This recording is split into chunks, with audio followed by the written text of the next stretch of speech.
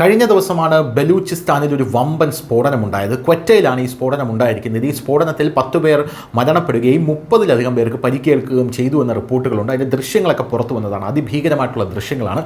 പക്ഷേ copyright strike ഉള്ളത് കൊണ്ടാണ് ന്യൂസ് ഇന്ത്യ മലയാളം ആ ദൃശ്യങ്ങൾ നിങ്ങളെ കാണിക്കാത്തത്. ഇപ്പോഴിതാ പാകിസ്ഥാൻ സൈന്യത്തിന് നേരെ വലിയ ആക്രമണം BLA ഇതേ തുടർന്ന് ഉണ്ടാക്കിയിരിക്കുന്നു എന്നുള്ള റിപ്പോർട്ടുകളാണ് നമുക്ക് ലഭിക്കുന്നത്. BLA വിമതർ 2 പോസ്റ്റുകളാണ് ഇപ്പോൾ ആക്രമിച്ചിരിക്കുന്നത്. 6 പാകിസ്ഥാൻ സൈനികർ ചിതറി എന്നുള്ള റിപ്പോർട്ടുകളും ഇപ്പോൾ ലഭിക്കുന്നുണ്ട്.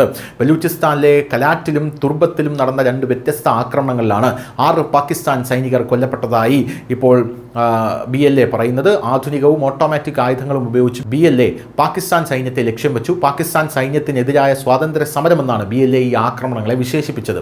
ആക്രമണങ്ങളുടെ ഉത്തരവാദിത്തം ഏറ്റെടുത്തുകൊണ്ട് BLA ഒരു പ്രസ്താവനയിൽ പറഞ്ഞത്, ബലൂച്ച് ലിബറേഷൻ ആർമിയിലെ സ്വാതന്ത്ര്യ സമര സേനാനികൾ കലാട്ടിലും ടർബത്തിലും 2 വ്യത്യസ്ത ആക്രമണങ്ങളിൽ ശത്രു പാകിസ്ഥാൻ സേനയെ ലക്ഷ്യം വെച്ചു.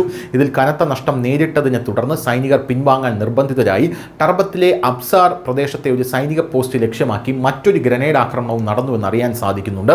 പാകിസ്ഥാൻ സുരക്ഷാ സേനയ്ക്കും പ്രവിശ്യയിലുടനീളമുള്ള രഹസ്യാന്വേഷണ ഏജൻസികൾക്കുമെതിരായ നിരവധി ഓപ്പറേഷനുകളുടെ ഉത്തരവാദിത്തം BLA മുമ്പ് ഏറ്റെടുത്തിട്ടുണ്ട്. മുൻ BLA സ്നൈപ്പർ ഫയർ, ഗ്രനേഡ് ആക്രമണങ്ങൾ ഉൾപ്പെടെ 7 വ്യത്യസ്ത ഓപ്പറേഷനുകളും നടത്തിയിട്ടുണ്ട്. സെപ്റ്റംബർ 21 ക്വറ്റയിലെ ഷെയ്ഖ് സായിദ് ആശുപത്രിക്ക് സമീപം ഒരു പോലീസുകാരനെ കസ്റ്റഡിയിലെടുത്തതായി BLA റിപ്പോർട്ട് ചെയ്തു. പോലീസുകാരൻ്റെ ആയുധങ്ങൾ BLA പിടിച്ചെടുത്തു. പിന്നീട് അയാളെ വിട്ടയച്ചു. അതേ രാത്രിയിൽ ധാദറിലെ കാംബാരി പാലത്തിൽ സ്ഫോടക വസ്തുക്കൾ ഉപയോഗിച്ച് ഒരു ഗ്യാസ് പൈപ്പ് ലൈനും BLA തകർത്തതായിട്ടുള്ള റിപ്പോർട്ടുകളും ഇപ്പോൾ പുറത്തു വരുന്നുണ്ട്. News desk, news India Malayalam.